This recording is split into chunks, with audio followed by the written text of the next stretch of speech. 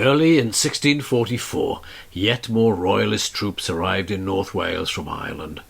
These were experienced soldiers, mainly from England and Wales, who had been sent to Ireland to suppress a rebellion against the king and were returning after a peace agreement.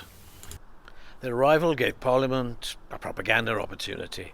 It was a chance to turn the people of Wales against the royalist cause, and so the printing presses of London began to churn out fake news. Pamphlets were produced falsely depicting the arriving soldiers as Irish Catholics bent on slaughter, as had been seen in the conflict in Ireland. This false story seems to have gained some traction and caused alarm. Parliamentary Lord High Admiral Robert Rich, the Earl of Warwick, had given an instruction that royalist Irish troops captured at sea were to be executed. Parliament approved it, and its Admiral Swanley ventured out from Milford Haven to intercept royalist ships. One report states that he had 72 Irishmen tied back to back and thrown into the sea to drown, or send them back by sea, as such murder was cynically described. Crossing from Ireland had become very risky, although such atrocities seem to have been rare.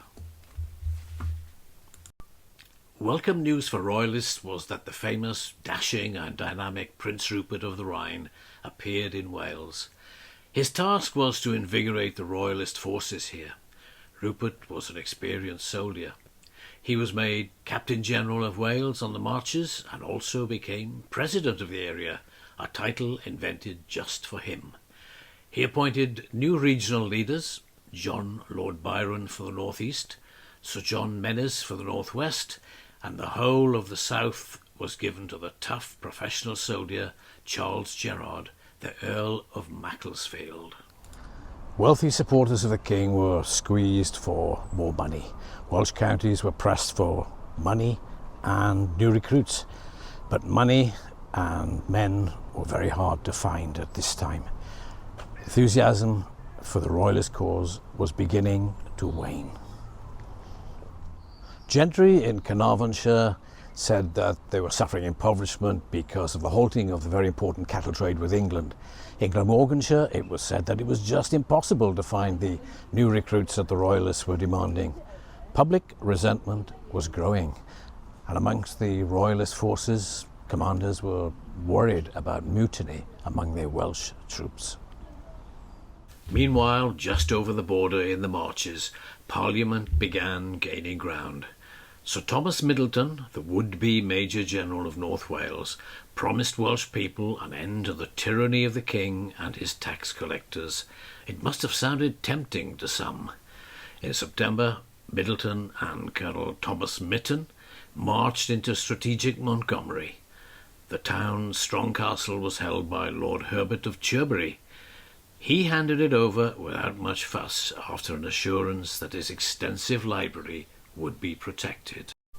Roundheads garrisoned the castle, but within days the royalists counter-attacked.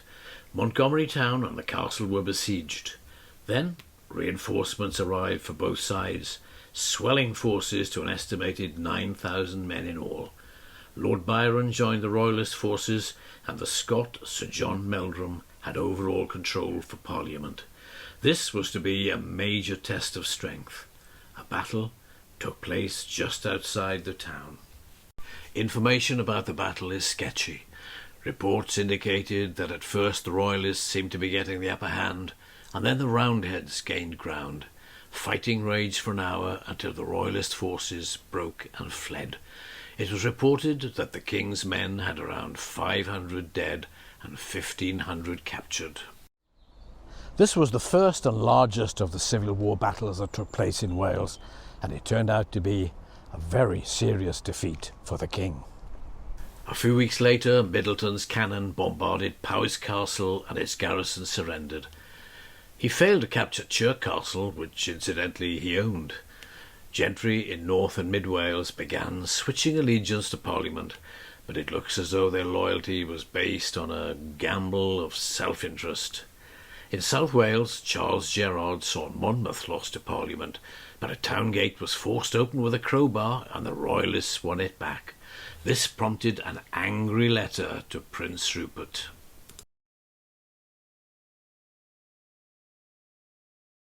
In the west, Charles Gerard led a force of 2,000 men to recapture lost territory and castles, including Cardigan, Larne, Kidwelly and Haverfordwest.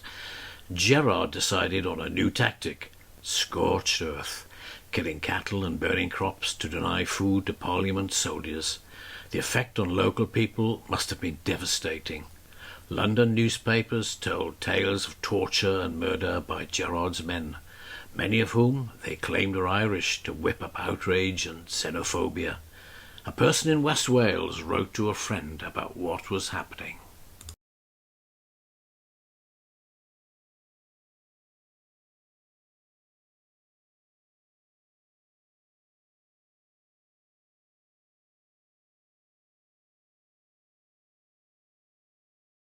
We don't know the full extent of what happened, but one thing does seem certain, that Charles Gerard was a very hard man indeed.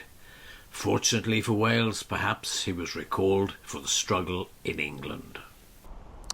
And when he left, the Roundheads burst out of Pembroke once again and captured a lot of territory and several castles. Gerard's brutal tactics probably backfired. It must surely be the case that many Welsh people had had quite enough then of the royalist cause.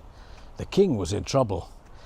He could be on the point of losing Wales.